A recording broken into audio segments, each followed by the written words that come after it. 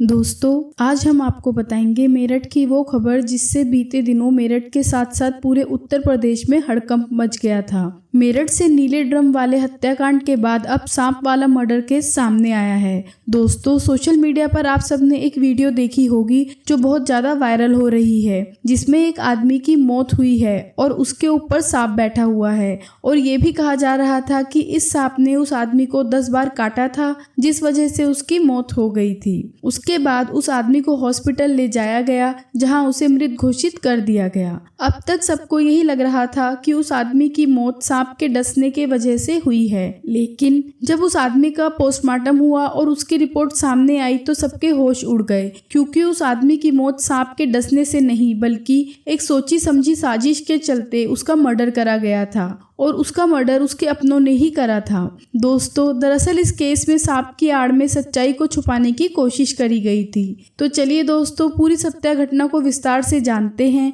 दोस्तों, इससे पहले मैं आपको यह पूरी सत्य घटना सुनाऊं, अगर आप हमारे चैनल पर नए हैं तो दोस्तों प्लीज चैनल को सब्सक्राइब कर दें और वीडियो को लाइक और शेयर करना ना भूलें। दोस्तों, यह केस मेरठ के बहसुमा थाना क्षेत्र के अकबरपुर सदात गांव का है। 25 साल का अमित कश्यप उर्फ मिक्की गांव अकबरपुर सदात का रहने वाला था। वो 4 भाई बहनों में दूसरे नंबर पर आता था। वो सब लोग एक साथ एक ही घर में रहते थे। उसकी शादी 8 साल पहले मुजफ्फरनगर की रहने वाली रविता से हुई थी। उन दोनों के 3 बच्चे भी थे, जिसमें 2 बेटी और 1 बेटा था। अमित लेबर का काम करता था, वो टाइल्स लगाता था। 13 अप्रैल को रात 10 बजे अमित खाना खाकर अपने कमरे में सोने चला गया। उसकी वाइफ और बच्चे दूसरे कमरे में सो रहे थे। अमित आमतौर पर सुबह 4:30 बजे उठ जाया करता था, लेकिन 14 अप्रैल को जब वह नहीं उठा तो करीब 5:30 बजे उसका बेटा उसे उसके कमरे में जगाने गया। बार बार आवाज लगाने के बाद भी अमित नहीं उठा। जब बेटे ने अमित को हिलाया तो वो डर गया और जोर जोर से चिल्लाने लगा,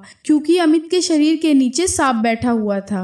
अब घर वाले भी अमित के कमरे में आ गए और सांप को हटाने की कोशिश करने लगे, लेकिन सांप अपनी जगह से टस से मस नहीं हुआ। इसके बाद घर वालों ने महमूदपुर सिखेड़ा से सपेरे को बुलवाया। वह सांप को पकड़कर अपने साथ ले गया और वन विभाग ने उसे जंगल में छोड़ दिया। अमित के शरीर पर 10 जगह सांप के काटने के निशान थे, लेकिन अभी अमित की बॉडी नीली नहीं पड़ी थी, इसलिए घर वाले उसे जल्दी से हॉस्पिटल ले जाते हैं। हॉस्पिटल में डॉक्टर अमित को मृत घोषित कर देते हैं, लेकिन वो बताते हैं कि अमित की बॉडी देखकर ऐसा नहीं लग रहा कि उसकी मौत सांप के काटने से हुई है। इसी दौरान अमित के रिश्तेदार पुलिस को भी कॉल कर देते हैं। पुलिस मौके पर आती है। अब पुलिस अमित के पोस्टमार्टम के लिए उसके घर वालों से बात करती है, क्योंकि अमित का शरीर भी नीला नहीं पड़ा था और उसके फेस पर भी कई चोटों के निशान थे। लेकिन अमित की वाइफ रविता हंगामा करने लगती है। वो हॉस्पिटल में ही चिल्लाना शुरू कर देती है कि वो अपने पति अमित का पोस्टमार्टम नहीं होने देगी, और यहीं से पुलिस को रविता पर शक हो जाता है। अमित के घर वाले रविता से झूठ बोलते हैं कि वो लोग अमित का पोस्टमार्टम नहीं करा रहे और किसी तरह उसे हॉस्पिटल से घर ले जाते हैं। इसके बाद अमित के शव को पोस्टमार्टम के लिए भेज दिया जाता है, और जब 15 अप्रैल को पोस्टमार्टम की रिपोर्ट आती है तो पुलिस का शक यकीन में बदल जाता है।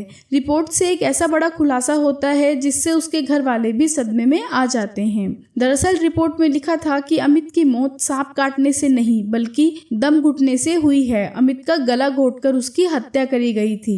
अब पुलिस इन्वेस्टिगेशन स्टार्ट कर देती है। सांप पकड़ने के लिए जो सपेरे आए थे, पुलिस उनसे पूछताछ करती है तो पता चलता है कि उन्होंने मौके से वाइपर सांप पकड़ा था, लेकिन सांप के दांत के नीचे जहर की थैली नहीं थी, उसे निकाल लिया गया था। यानी उस सांप के काटने से इंसान मर ही नहीं सकता था। अमित की हत्या वाले दिन उसके घर पर अमित के पैरालाइज पिता विजयपाल कश्यप, उसके 3 बच्चे और उसकी वाइफ रविता ही थी। इसलिए पुलिस अब रविता के मोबाइल की कॉल डिटेल निकलवाती है तो पता चलता है कि घटना वाली रात रविता की गांव के 19 साल के लड़के अमरदीप से फोन पर बात हुई थी। फिर पुलिस गांव में अमरदीप के बारे में भी पता करती है तो उन्हें पता चलता है कि अभी 10 दिन पहले भी अमरदीप और अमित की लड़ाई हुई थी। अमित ने चाकू से अमरदीप का हाथ काट दिया था, जिसके बाद उसके हाथ पर 12 टाके आए थे।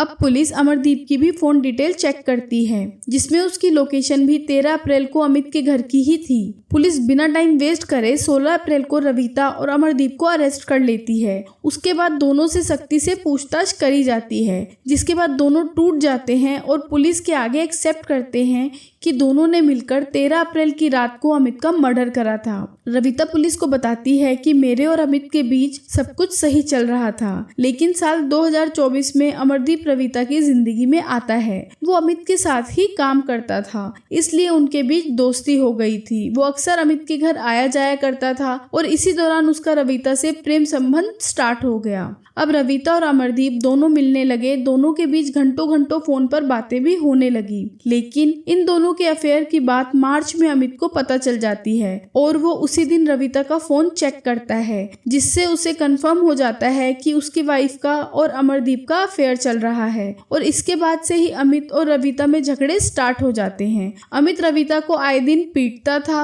उसने अमरदीप से कहा था कि वो उसे और रविता को जान से मार देगा और एक दिन गुस्से में उसने अमरदीप का हाथ भी काट दिया था। इन सब से तंग आकर रविता ने अमरदीप के साथ मिलकर अमित का मर्डर करने का फैसला कर लिया। फिर दोनों ने प्लान बनाया कि अमित की मौत ऐसी हो जो एक हादसा लगे। फिर दोनों ने डिसाइड किया कि सांप से डसवाकर वो अमित का मर्डर कर देंगे। 12 अप्रैल को अमित अपनी वाइफ रविता और तीनों बच्चों को लेकर शाकुंभरी मंदिर दर्शन के लिए गया था।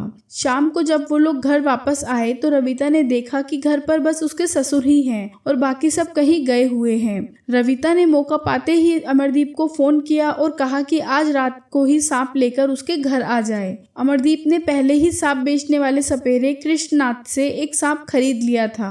रात में जब अमित खाना खाकर सो गया तब उसके सोते ही रविता ने अमरदीप को घर में बुला लिया। दोनों सांप का झोला खोलने वाले ही थे कि रविता डर गई। उसे लगा कि सांप उसे या उसके बच्चों को भी काट सकता है, इसलिए दोनों ने पहले गला दबाकर अमित की हत्या करी। उसके बाद सांप का झोला बेड पर रखकर खोल दिया। सांप ने अमित के शव पर 3 से 4 बार काटा। इसके बाद दोनों ने अमित की बॉडी को कंबल से ढक दिया और वहां से गेट बंद कर चले गए।